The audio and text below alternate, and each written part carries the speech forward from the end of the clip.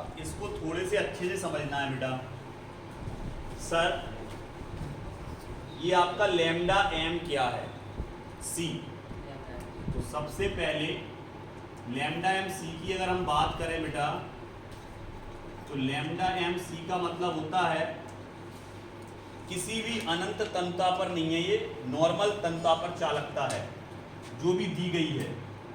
अब दी गई जितनी भी दी गई हो, सवाल में देगा वो तुम्हें सवाल में, दी गई तन्यता पर आणविक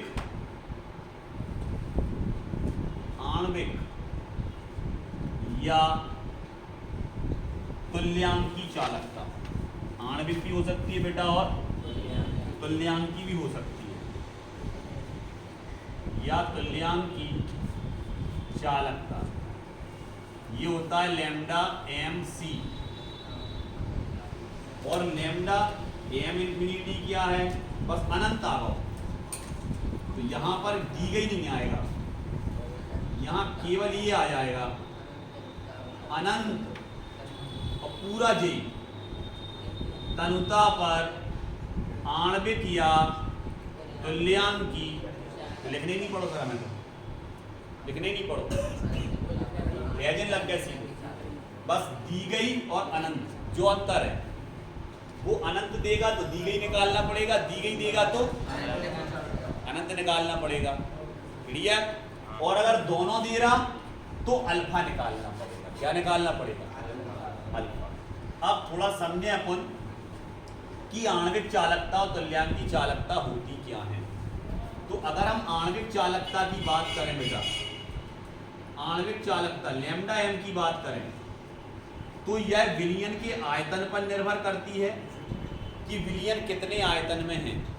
अब आयतन से मतलब क्या है, समझो उसको, 1 मीटर क्यूब विलयन है या 1 सेंटीमीटर क्यूब विलयन है, जो आयतन चल रहा देखो, काय मीटर को क्यूब, सेंटीमीटर को क्यूब, आयतन लंबाई गुणित चौड़ाई गुणित, लंबाई भी मीटर में, ऊंचाई भी मीटर में और चौड़ाई भी, ये आयतन चल रहा, ये काय का मात्रक आयतन, ये भी काय का मात्रक आयतन, जो सेंटीमीटर में जो मीटर में। तो सबसे पहले बिलियन कितना है, हमने कहा 1 सेंटीमीटर क्यूब बिलियन है, यहाँ में कितना है 1 सेंटीमीटर क्यूब बिलियन भरो, यहाँ में कितना भरो 1 सेंटीमीटर क्यूब बिलियन भरा। और अगर इसमें हमने जिस विद्युत अपघट्ट को आप घोल रहे उसके कितने मोल घोल दिए, 1 मोल, तो वो आणविक चालकता कहलाएगी। क्या कहलाएगी? आणविक चालकता। और अगर हमने उसके 1 ग्राम तुल्यांक घोल दिए तो फिर वो क्या कहलाएगी? तुल्यांकी चालकता कहलाएगी। फिर वो क्या कहलाएगी बेटा? तुल्यांकी चालकता। तो समझ गए हम सर, भी का है आयतन और के क्या है? के को बोलते हैं हम, नहीं, के को बोलते हैं विशिष्ट चालकता, विशिष्ट चालकता। तो इसके लिए यहाँ पर 1 सेंटीमीटर क्यूब बिलियन के द्वारा जो चालकता उत्पन्न होती है उसको क्या बोलते हैं? विशिष्ट चालकता। मतलब यहाँ फिक्स है कि आयतन कितना होगा, 1 सेंटीमीटर क्यूब। 1 सेंटीमीटर क्यूब आयतन वाले बिलियन में अगर विद्युत अपघट्ट का क्या बोला है 1 मोल, तो उसकी क्या कहलाएगी? और ग्राम तुल्यांक बोला तो कितने बिलियन में? बिलियन। अब इधर देखो, अब हम क्या करेंगे, सबसे पहले इन दोनों को तो आप अपनी कॉपी पे अच्छे से नोट कर लेंगे। हम सीधे आते हैं इसके सवाल। सवाल क्या कह रहा? सवाल ये कह रहा, क्वेश्चन, प्रश्न क्या कह रहा सर? प्रश्न ये कह रहा 298 केल्विन ताप पर, इतने ताप पर एसिटिक अम्ल की, अब चूंकि एसिडिक अम्ल दुर्बल विद्युत अपघट्ट है सबको पता, और दुर्बल के लिए क्या दिया गया था? कोलरॉस का नियम। तो सही चल रहा है, दुर्बल तो लेनी नहीं है। 298 केल्विन ताप पर एसिटिक अम्ल के वियोजन की मात्रा ज्ञात करो, मतलब अल्फा ज्ञात करने अपन को, क्या ज्ञात करने, देखो वियोजन की अल्फा ज्ञात करने। काका दे रहा हो वो, जहां मैं काका दे रहा हूं, जहां मैं दे रहा हूं वो lambda M infinity CS3 COOH कितना दे रहा वो 11.7 वैल्यू दे रहा। इकाई अपन ने कल पढ़ी थी S सेंटीमीटर का, भूल गए तुम, फिर के नहीं आए, समझ गए हम, भूल गए तुम कल की इकाई याद कराई थी तई, siemens centimetre square whole inverse lambda M infinity है जो।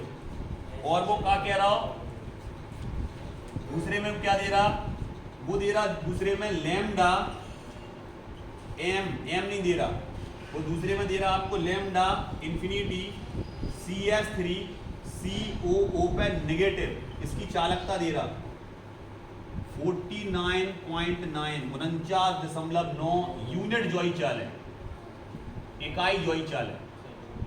अब का बच्चो H जाओ, तो अगली चालकता वो H पॉजिटिव आयन की दे रहा हो, मतलब दोनों आयनों की चालकता दे रहा जो इसमें उपस्थित है।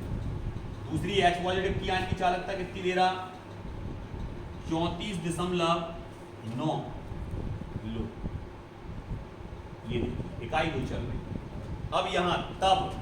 अब यहाँ फॉर्मूला लगेगा बेटा, एक कौन सा, ये वाला, क्या लगाओगे, अल्फा बराबर लैम्डा C M बटे लैम्डा इन्फिनिटी M, क्लियर।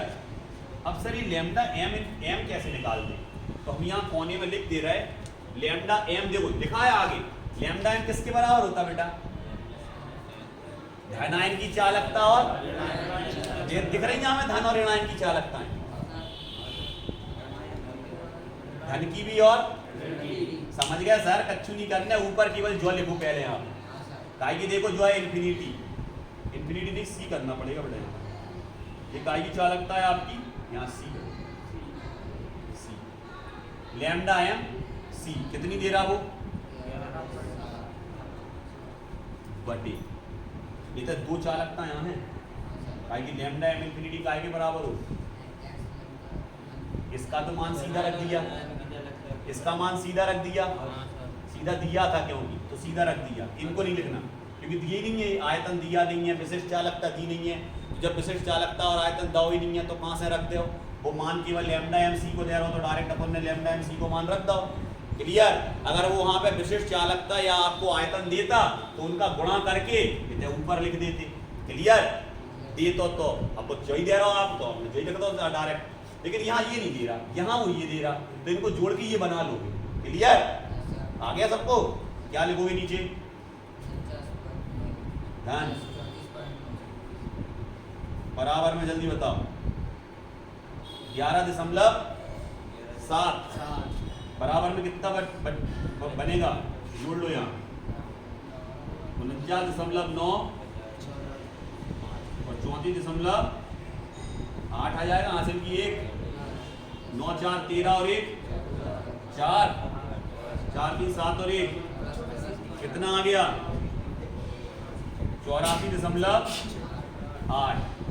इसको काट के क्या निकाल लोगे आप, और काटोगे क्या, दशमलव से दशमलव हट जाए, आ गई समझ में।